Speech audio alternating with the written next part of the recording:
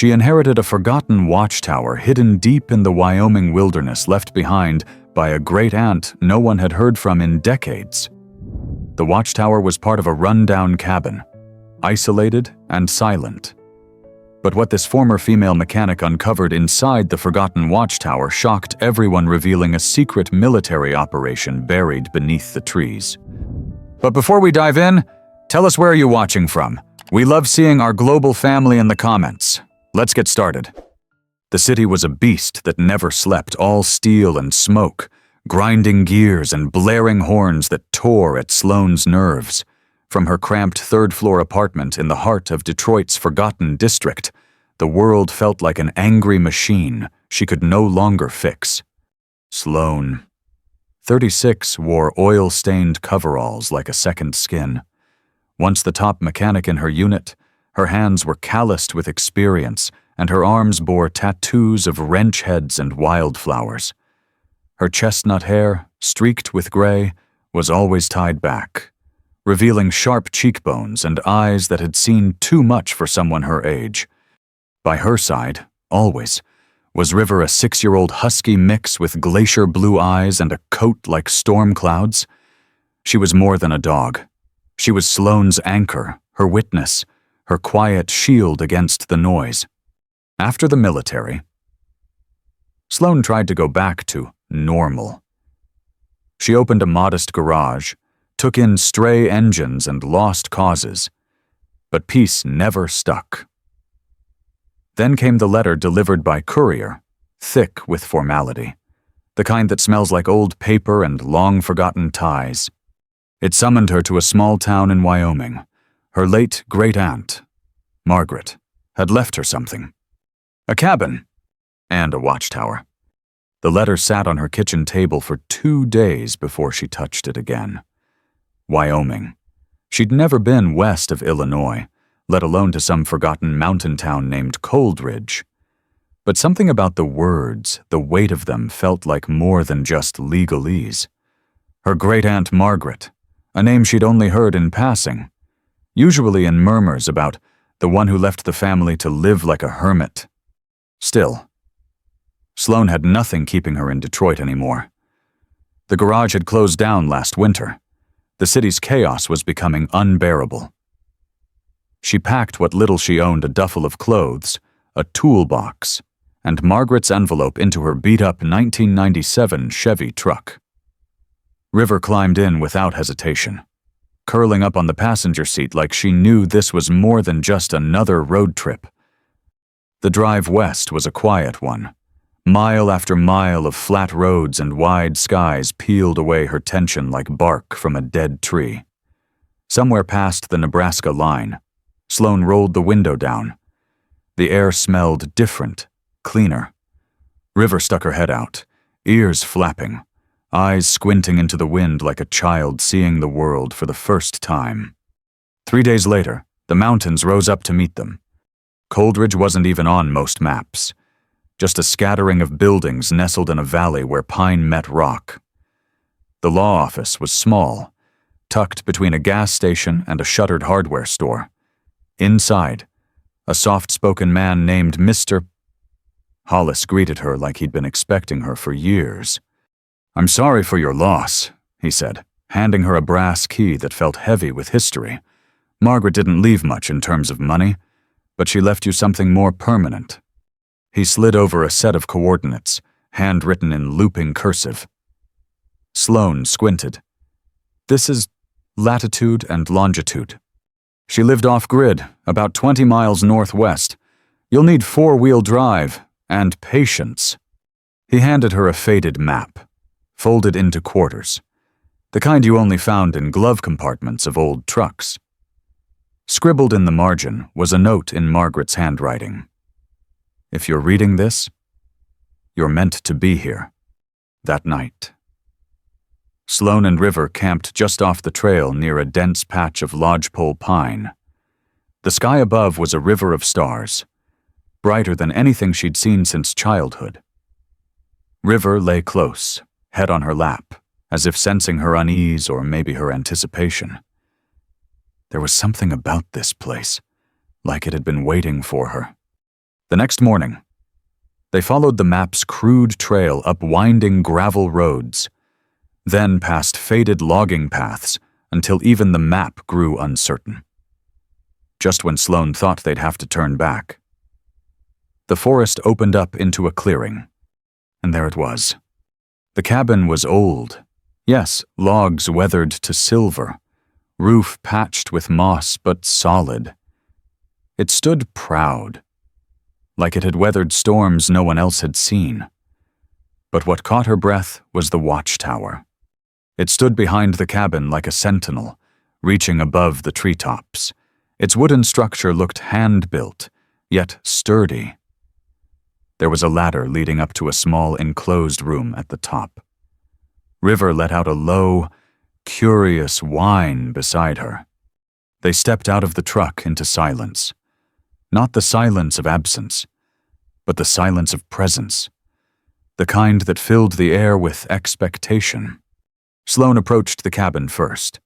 The door creaked open under her hand, revealing a single open space inside. Dust lingered in golden beams of light. The air smelled of cedar and memory, a stone fireplace, a simple cot, a wood stove, all arranged with precision, almost military in its neatness. On the table sat a leather-bound journal. Sloane hesitated, then opened it. The first pages were peaceful notes on wildlife, the changing seasons, sketches of bird nests, cloud patterns. Margaret had lived here for years, not as a recluse, but as a witness. She was watching something. As Sloane flipped further, the tone shifted. Last night, the woods went quiet. Not natural quiet. Something else. Like they were listening. Saw movement along the ridge. Not elk, not deer. 2 legs. No light. No sound. This place isn't just mine. It never was. But it's my duty. Sloane closed the journal slowly, her pulse quickening. She looked at River, who was now standing alert at the door, her ears forward. That night, she couldn't sleep. She lay on the cot with River curled at her feet, the fire crackling low. Outside, the wind stirred the trees like whispers in a dream. Every creak of the wood, every howl of the wind, made her heart race, and yet she felt rooted like she was finally standing in the place she was always meant to be. Just before dawn, a sound cut through the darkness. Not animal, not wind. A low, distant hum, mechanical. Almost, it rose and faded like a breath.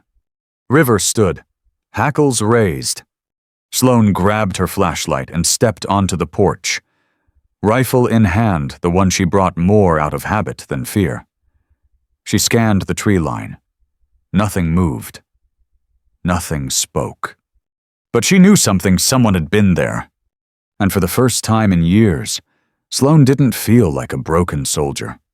She felt like a watchwoman. The morning air in Coldridge bit harder than usual. Frost painted the windows of the cabin in feathered patterns, and River's breath curled into mist as she patrolled the perimeter like a 4-legged sentinel.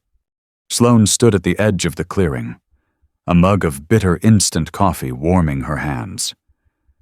Her eyes scanned the ridge, still replaying the hum from the night before, low, mechanical, intentional. Not the wind, not imagination. She was trained to know the difference. She hadn't expected this. She'd come out here to find quiet, maybe a sense of closure, maybe just distance from Detroit's noise and ghosts. But now there were new ghosts, or maybe old ones, hidden. After breakfast, she wandered to the base of the watchtower, its silhouette cut into the sky like a blade. She hadn't climbed it yet. Something about it felt sacred or secret. But today she brought tools. The first few rungs groaned in protest, but held. River paced nervously below as Sloane climbed, slowly, methodically. halfway up. She paused, adjusting her footing, then continued. The higher she climbed, the more the forest spread out beneath her like a living map, endless pine, slashes of rock, the glint of a distant creek. She reached the top. The hatch creaked open into a small, dusty room, barely enough space to stand upright. A single observation slit cut through the eastern wall. It was Spartan, functional, and empty, or so it seemed. Then she saw it. A steel locker bolted to the floor, faded green with rust along the hinges. There was no lock, just a simple latch. She hesitated, then opened it. Inside lay a journal different from the one in the cabin, and something wrapped in oiled cloth. She pulled it out gently, unwrapping the layers to reveal a small, military-grade scope. Not civilian issue. Sloane's breath caught. She flipped open the journal. The handwriting was Margaret's unmistakable, but this wasn't about birds or weather patterns. These were logs. Dates, times, vehicle descriptions, night movement, foot traffic near the northern pass, no plates, no headlights, 4:17 a.m., unmarked transport, 2 armed guards, cargo unknown, route deviation at marker 3. This wasn't just casual observation. This was surveillance. Sloane felt a slow, cold understanding settle into her spine. Her great-aunt hadn't been a recluse watching the trees. She'd been tracking something organized, something deliberate, something dangerous. She scanned the forest again, this time with intent. The logs mentioned a narrow trail behind the northern ridge. On the map Margaret left in the law office, that trail wasn't even labeled. She climbed down, her legs stiff with adrenaline. River greeted her with a soft whine, sensing something had shifted. "Come on, girl," Sloane whispered, slipping the scope and journal into her bag. "We're going for a walk." The trail was overgrown, hidden by brush and thyme. It twisted through the trees in ways no deer path ever would, too straight, too purposeful. Sloane moved slowly, eyes scanning for signs, broken branches, tire ruts, footprints. River padded beside her, nose to the ground, ears alert. Then they found it. Half buried under pine needles was a set of fresh tire tracks, not ATV-sized, larger, heavier. Sloane knelt beside them, brushing away the dirt. Dual wheels, reinforced, military grade or close. Her fingers tensed. They were recent. River let out a soft, rumbling growl.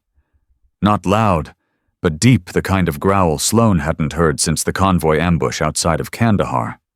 She stood up fast, scanning the tree line. Something shifted in the shadows. A glint, just a flicker like sun off metal. Then nothing. Sloane's breath caught. She grabbed River's collar gently, backing up into the trees. Whoever had been here. They weren't gone. They were watching. And they wanted her to know it. They made their way back to the cabin before nightfall. The forest had grown colder, heavier, inside. She slid the steel bar across the cabin door for the first time. River didn't sleep, neither did Sloane. The next morning she found the box. River had been pacing near the edge of the clearing, near an old stump covered in moss. Then she started digging, frantically, nose to the ground, tail stiff and low. Sloane followed her with unease rising in her chest. At first, it looked like a simple metal canister, but once unearthed, it was clearly something more military grade, sealed tight, weathered by time but intact. She recognized the design, a surplus ammunition box. Inside was another note from Margaret, wrapped in a piece of plastic. "If you found this, you're closer than you think. There is more to this land than trees and birds.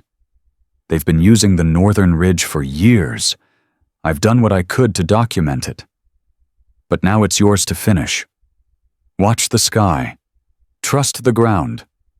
And whatever you do, don't trust the silence." Beneath the note was something that didn't make sense.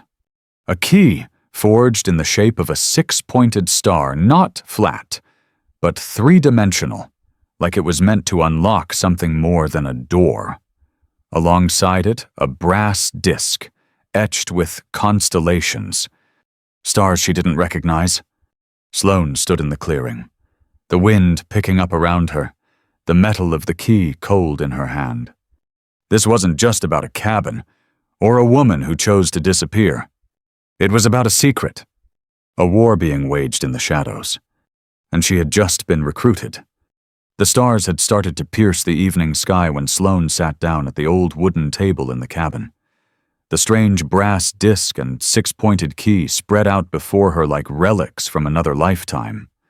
The kerosene lamp flickered softly, casting long shadows across the walls. Outside, the wind murmured through the pine trees, speaking in a language only the wild could understand. Sloane didn't speak, didn't move. She stared at the brass disc, the etched constellation on its surface, unlike anything she'd seen before. Not Orion, not Cassiopeia. Something older. Something hidden. River lay at her feet, her body still but alert, her ice-blue eyes never leaving her partner. Beside the key and the disc was the journal she had brought down from the tower. Margaret's words now felt less like the ramblings of an isolated woman, and more like the calculated records of a watcher a century.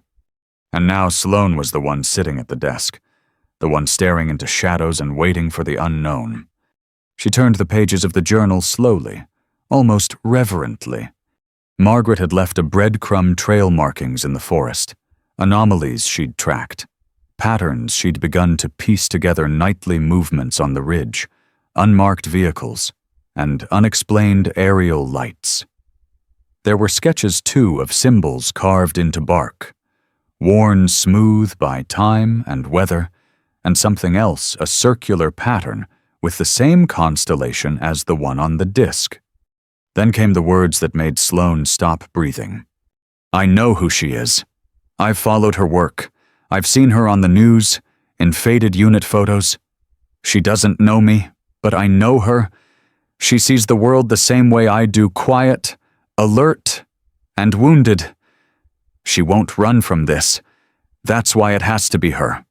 Sloane stared at the ink, her throat tightening. She was the sheep. Margaret had been watching her, following her life from afar. Not judging, not intruding, but choosing her, handing down something far more complicated than a piece of property. A purpose. Later that night, with River curled close beside her, Sloane lit the fire and opened a second notebook she'd found in the ammunition box, this one different. No observations, no sketches, just a single entry. "I made a lock and a key. If she's worthy, she'll find the pattern. If not, then it will stay buried. Some things are too dangerous to leave to chance." That was the moment Sloane's perspective shifted entirely. She hadn't just inherited a cabin. She had inherited a mission. By morning, she knew what she had to do. With the brass disc in one pocket and the star-shaped key in the other, she climbed the ladder to the Watchtower again. This time, the climb felt different, not cautious, but resolute. The air up there was crisp and biting, the wind tugging at her jacket like an impatient child. She stepped into the small enclosed room, closing the hatch behind her. She scanned the walls carefully, and then she saw it. Carved into the wood next to the observation slit was the constellation from the disc, subtle, faded, almost lost to the grain. A perfect match. Sloane pulled out the brass disc, aligning it with the carving.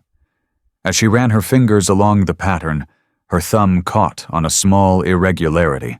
One of the stars was a separate wooden plug, its grain running opposite the rest. She pressed it. Click! A hidden panel on the floor of the tower creaked open, revealing a narrow chamber containing a locked military chest. At its center, a star-shaped keyhole. Her hands trembled as she slid the key into place. It turned with a deep, metallic clunk. A series of inner mechanisms shifted, and the lid lifted open with a hiss of stale air. Inside were 3 items. A set of night vision binoculars military issue. A topographical map marked with red ink along several forest trails. And a journal, a field log written in crisp, efficient handwriting that wasn't Margaret's. Sloane read in stunned silence. Dates, times, routes, cargo descriptions, tactical formations, notes on patrol behavior, timing drills, possible underground storage near marker K9. Whoever had been moving through this forest, they weren't smugglers. They were organized, trained, possibly military adjacent. The kind of threat that didn't like witnesses. Sloane's heart pounded. Suddenly, every strange sound in the night, every tire track and shadowed movement took on a new meaning. This wasn't a woman unraveling in the woods. This was a veteran who knew what to look for and had spent years trying to sound an alarm. And now that responsibility belonged to Sloane. When she descended the tower, the sun had begun its slow retreat behind the ridgeline. The forest glowed with that golden haze that made everything feel older than time. But her peace was short-lived. At the cabin door, a knife was buried deep into the wood, and skewered beneath its blade was a photograph. An old one. A picture of Sloane's unit, taken years ago in Iraq. 10 soldiers in dusty gear, smiling wide for the camera. Except someone had scratched her face out, slashed it until it was unrecognizable. Her breath caught. They knew who she was. And they were letting her know, "We see you." River growled low beside her, a guttural warning that sent chills down Sloane's spine. She reached for the rifle she kept near the door and scanned the trees. No movement, no sound. Just the long, slow settling of the forest into twilight. She took the photo, folded it in half, and tucked it into her jacket. "This doesn't scare me," she whispered. "It just means I'm close." That night, she didn't light the fire. She sat in the dark with River at her feet, the rifle across her lap, and the key still warm in her pocket. She was no longer the mechanic trying to outrun a city, no longer the soldier trying to forget. She was the watchwoman now, and the mountain had just whispered her name. The sun rose without fanfare, casting a pale light across the frost-covered clearing. Sloane hadn't slept. She sat slouched on the porch steps, River pressed tightly against her leg, the rifle within reach. The photograph, the one with her face scratched out, was still folded neatly in her jacket pocket. Its weight was psychological now, more than physical. It was proof, not of who she was, but of what she'd become: a threat, someone worth silencing. But oddly, she didn't feel afraid. She felt ready. The warning wasn't just intimidation, it was confirmation. Margaret hadn't been paranoid. The journal entries, the maps, the locks and hidden chests, they weren't some cryptic hobby. She'd been preparing for something real, something buried deep in these mountains. And now, it had passed to Sloane. She stood slowly, cracked her knuckles, and looked out toward the tree line. "You tried to scare the wrong woman," she muttered. River wagged her tail once, as if in agreement. By mid-morning, she was back inside the cabin. Every tool she owned spread across the wooden table like a battlefield plan. The map she'd found in the Watchtower was laid out beneath them, marked with red ink along a series of old logging trails. One particular route twisted around a gulch marked K9, circled twice in heavy black pen. The field journal had noted this point multiple times. Heavy movement, armed escorts, possible storage point below ridge. Sloane traced the route with her finger. If something was hidden out there, something worth guarding and protecting, then that's where it would be. And Margaret had all but dared her to find it. But this wouldn't be a hike. This would be a mission. She packed like she had during her service light, focused, prepared for silence and confrontation alike, a loaded sidearm on her hip, the night vision binoculars slung across her chest, the star-shaped key tucked securely in her jacket, just in case. She didn't know why, but something told her it would matter again soon. River waited at the door, her body buzzing with alertness. She was no ordinary pet, never had been. She moved like a partner, a fellow soldier, like she, too, had been waiting for this. The trail to K9 took them northwest, beyond the edge of what Sloane considered her perimeter. The air turned colder the farther they climbed. Shadows grew longer, even as the sun stood high above. River moved ahead, scouting, her ears twitching at every broken branch or shift in the wind. 3 miles in, Sloane spotted the first sign. A camera barely visible mounted high on a tree trunk, camouflaged beneath bark-colored casing. Its lens was cracked, as though someone had tried to destroy it in a hurry. She raised her binoculars. The wiring had been yanked, recently. Something had gone wrong out here. They pressed on. A mile later, the trees opened to a narrow clearing where the ground had been disturbed. Not recently, maybe a few weeks ago, but the marks were clear tire tracks, deep and wide, leading up to a rocky ridge. Then she saw it. A steel grate set into the ground, half covered by pine needles and moss. Industrial, secure, hidden unless you were looking for it. Sloane approached carefully, sweeping her flashlight across the surface. The grate was locked, and not with any ordinary padlock. A star-shaped socket had been carved into the metal hinge. Her breath caught. She reached into her jacket and pulled out the 6-pointed key. It slid in like it belonged. With a soft click, the grate released. Beneath it, a metal staircase descending into shadow. River stood at the opening, ears forward, tail still. Not exactly the kind of new start I had in mind, Sloane whispered. But still, she descended. The air was colder, underground, damp and metallic. The walls were smooth, reinforced concrete, the kind used in military bunkers.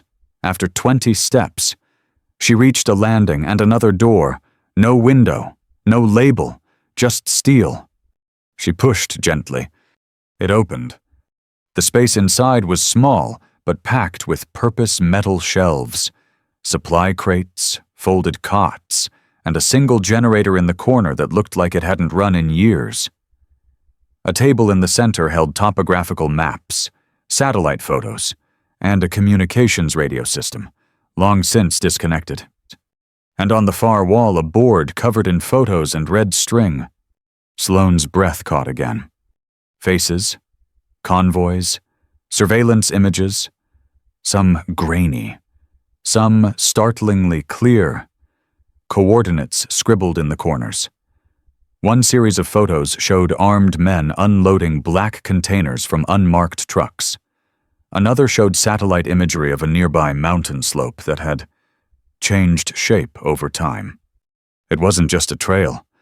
It was an operation. And someone had been documenting it, meticulously. In the middle of the board was a name. Project Nightvil. She had never heard of it. And yet, deep inside, something clicked. A fragment of a conversation years ago.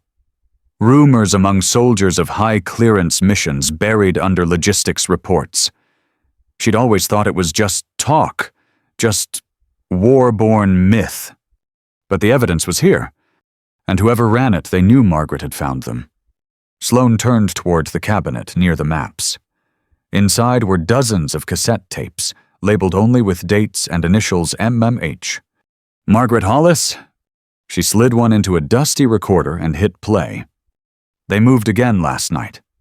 Trucks, same direction, same pattern. I counted 4 guards. One truck rode lower than the others. Heavier cargo, maybe weaponized. It's not narcotics. It's not humans. It's something else. And I think it's not entirely ours. Sloane hit stop, her hands trembling slightly. Margaret had been onto something monumental. And now, so was she. She emerged from the underground bunker just as dusk began to fall, her mind racing with connections. If this project, whatever it was, had the kind of reach Margaret feared, then someone would come looking. And soon. But instead of fear, Sloane felt something else rise in her chest. Conviction. She no longer saw the cabin as a place to hide, no longer saw the Watchtower as a relic. They were assets. Defensible ground. Her ground. She looked down at River, who met her gaze calmly. "You ready, girl? Ready, girl?" River's tail gave a low, steady thump against the dirt. It wasn't just survival now. It was strategy. It was justice. It was legacy. And Sloane Hollis, once a soldier, once a mechanic, had just become something far more dangerous. She'd become the one who knew too much. And she wasn't about to back down. The snow came fast. It began as a lazy drift in the late afternoon, flurries dancing through shafts of pale sunlight. By nightfall, the clearing was buried in white. Trees sagged under the weight. The sky turned the color of wet cement, and the wind howled through the valley like a warning from something old and watchful. Sloane stood at the window of the cabin, one hand resting on River's neck, her other hand gripping a mug of lukewarm coffee she'd forgotten to drink. The warmth of the fire behind her did little to ease the tension in her chest. She had always thought solitude would fix her. That if she got far enough away from the noise, the pain, the ghosts, she'd finally stop feeling like a fractured thing trying to pass for whole. But this place hadn't just brought her peace. It had given her clarity, and now a purpose. She turned away from the window and looked around the cabin. It no longer felt like a stranger's inheritance. It felt like home. But more than that, it felt like a post, a station. Like she was meant to be here. Over the next 2 days, the storm tightened its grip. The narrow road to Coldridge disappeared beneath 5 feet of snow. The generator she'd set up for backup power had frozen over. No signal on the radio, and the only sounds were wind, fire, and River's occasional low growl when something unseen passed too close to the tree line.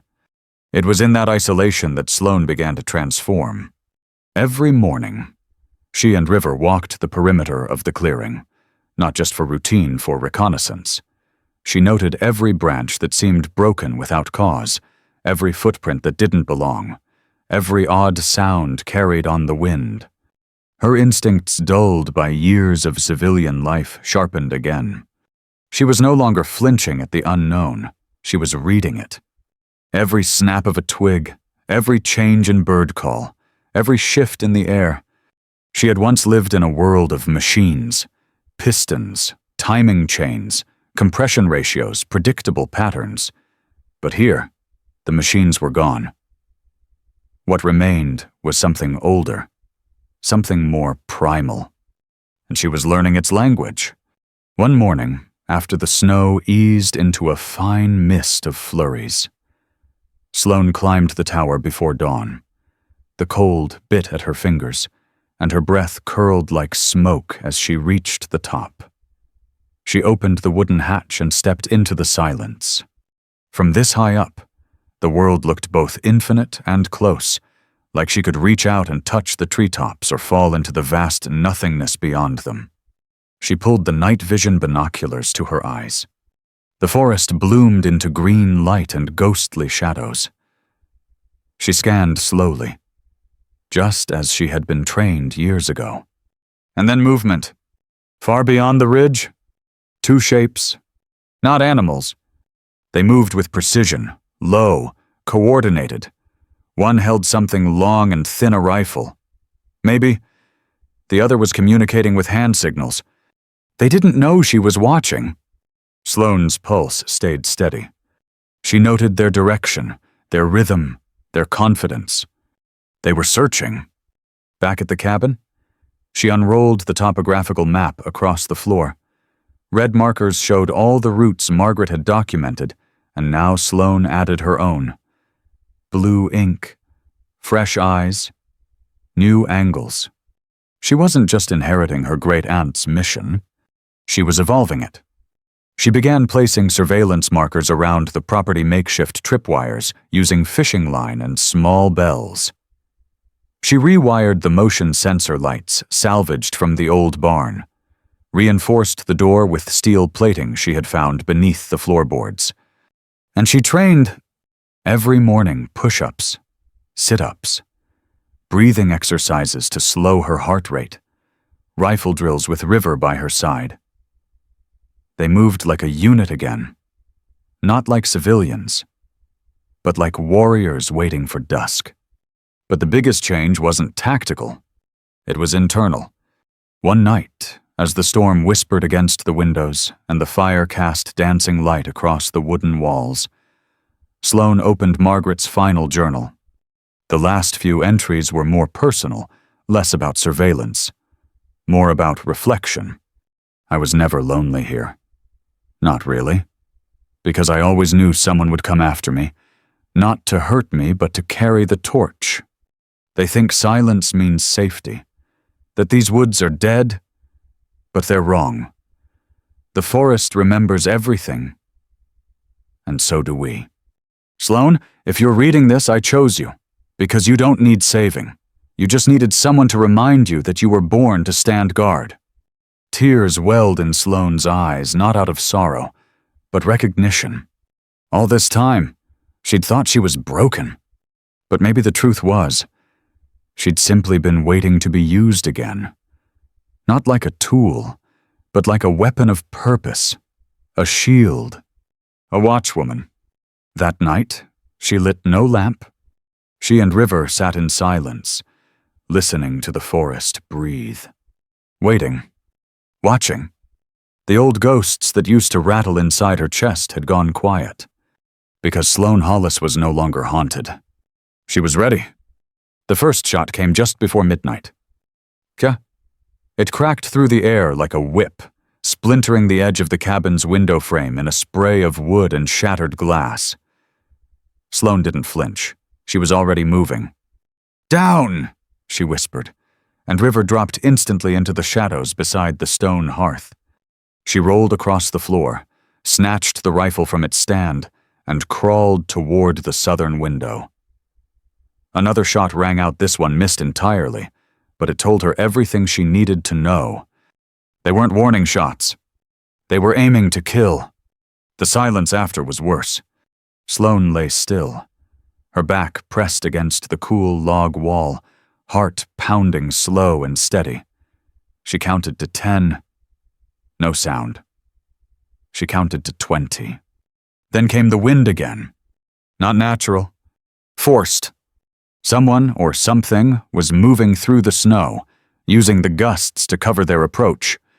River gave a low, guttural growl, the kind she hadn't made since their last deployment together overseas.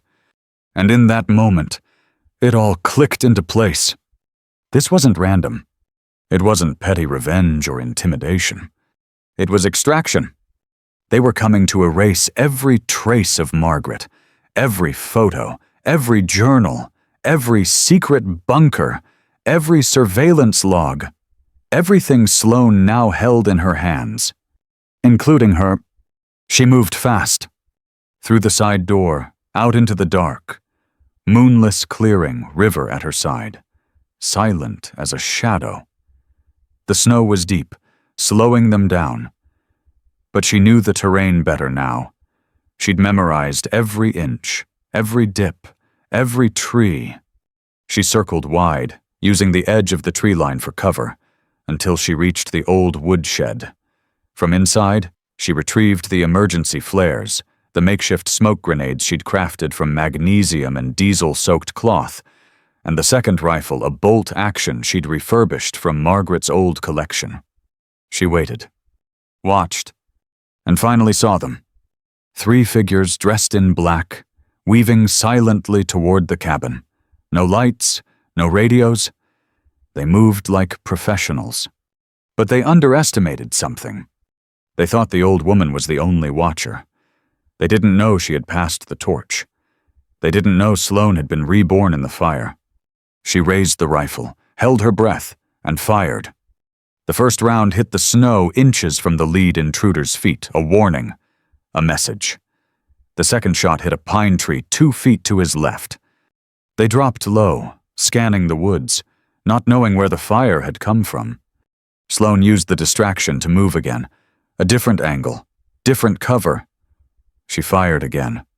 One man cursed loudly. Another called for a fall back. Their formation fractured. River moved like lightning through the snow, flanking wide and low, growling not to attack, but to misdirect. Their night vision would pick up movement, but not meaning. And that was when Sloane struck. From behind the trunk of a wind-battered spruce, she threw a flare into the snowbank behind them. It exploded in red flame, painting the woods in flickering light. The intruders were exposed. She raised her voice, calm, controlled, cold. You have one chance. Leave. Now! There was silence. Then a quiet rustle of retreat. Footsteps crunching snow, branches snapping. The kind of noise made by people who knew they'd just underestimated the wrong woman. And then they were gone. For a long time, Sloane didn't move. She stood in the blood-red glow of the flare, rifle held loosely at her side, River panting beside her. Her breath came in clouds. Her body trembled not from fear, but adrenaline. And something else. Pride. Because she hadn't run. She hadn't hidden. She had held the line. Just like Margaret knew she would. By dawn, the forest was quiet again. Smoke curled from the chimney. The shattered window was boarded up. River slept curled by the hearth. Sloane sat at the table, writing. Not in a journal. In a report. She detailed every movement, every tactic, every angle.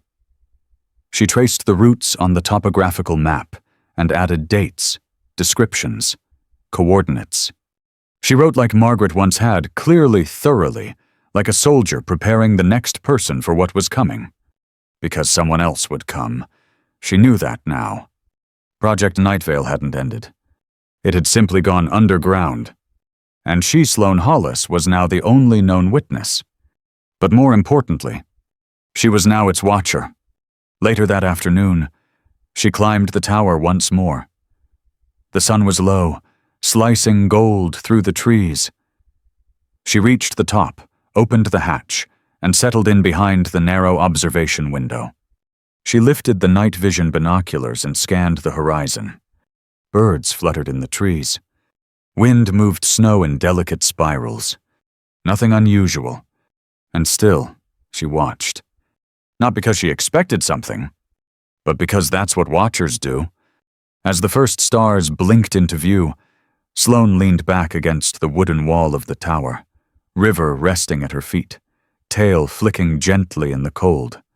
She had come here broken, tired, searching, and she had found silence. Yes, but not the kind that buried pain, the kind that sharpened it, the kind that turned wounds into warnings, that taught her how to stand still and listen. Now, she wasn't just surviving out here. She was standing guard. For Margaret. For the truth. For those who would come next. Because when no one else is watching, someone still must. And now, that someone was her. As dusk settled over the Coldridge Ridge and the sky burned with the last light of day, she opened Margaret's final journal not to read the past, but to begin a new chapter. A chapter for someone else. Someone like her. Someone who once thought silence meant broken. Someone who needed to know that survival can turn into purpose. Sloane knew now what Margaret left behind wasn't just a cabin or a tower. It was a calling, a reminder that sometimes the strongest thing you can do is stay aware, stay standing, stay watching. Because the woman who once came to the woods to disappear had become the protector no one saw coming. And for Sloane and those who will follow, the silence was never empty. It was a signal. The end! Up next, 2 more untold stories of quiet strength and second chances. Click to keep going and hit subscribe if you believe some posts are still worth guarding.